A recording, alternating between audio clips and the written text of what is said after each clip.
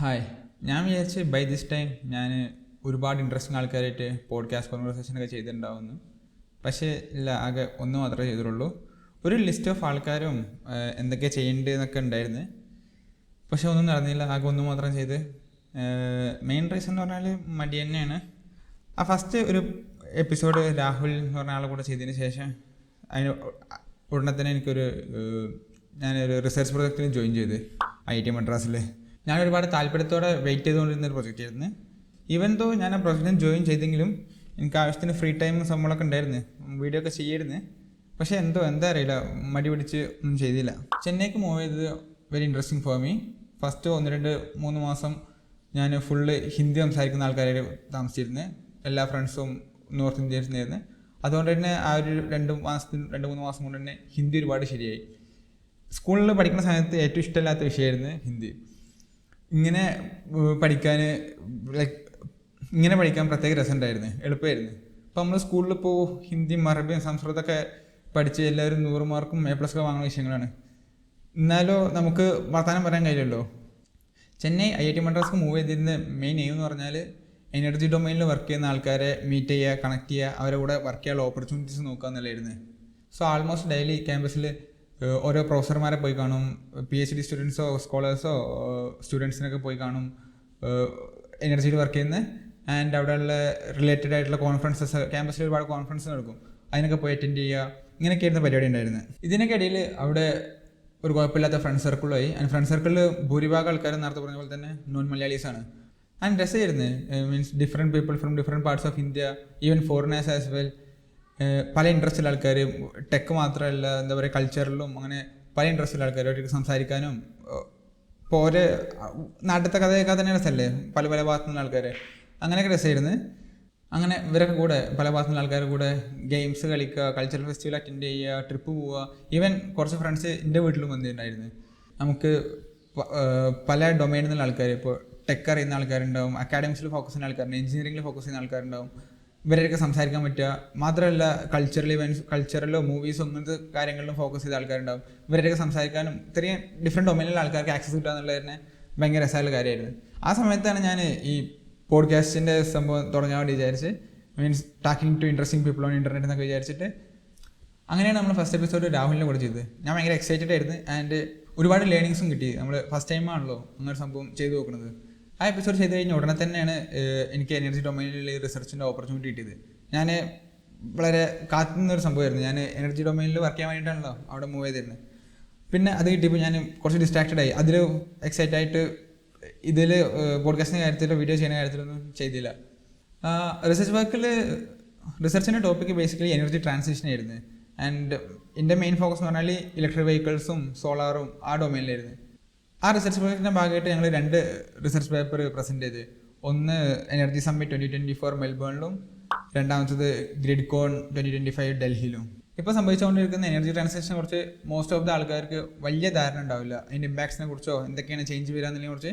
Even energy transition സംഭവിക്കുന്നുണ്ടെന്ന് പോലും ഒരുപാട് ആൾക്കാർക്ക് അറിയുന്നുണ്ടാവില്ല. AI വരുന്നതുകൊണ്ടുള്ള മാറ്റങ്ങളെക്കുറിച്ച് നമുക്ക് ചെറിയ ധാരണകളുണ്ട്.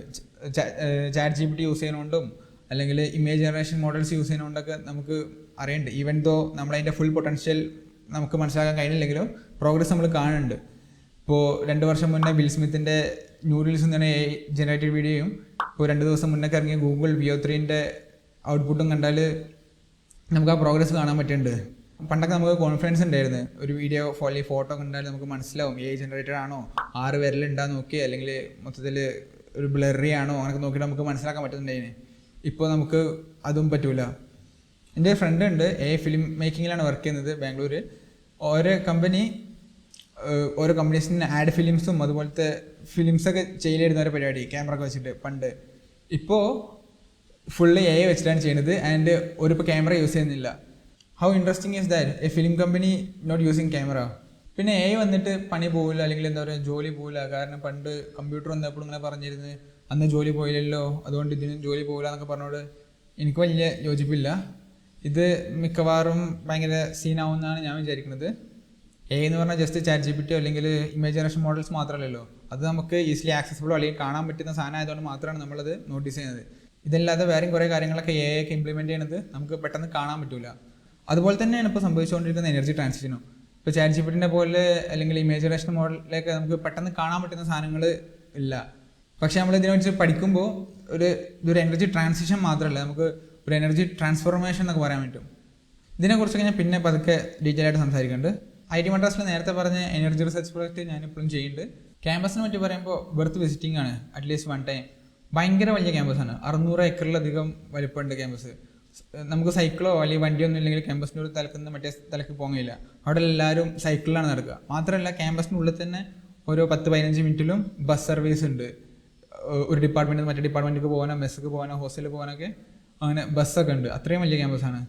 പിന്നെ ക്യാമ്പസ് ഗിണ്ടി നാഷണൽ പാർക്കിൻ്റെ ഭാഗമാണ്. അതുകൊണ്ട് തന്നെ ഒരു കാട് പോലെയാണ്.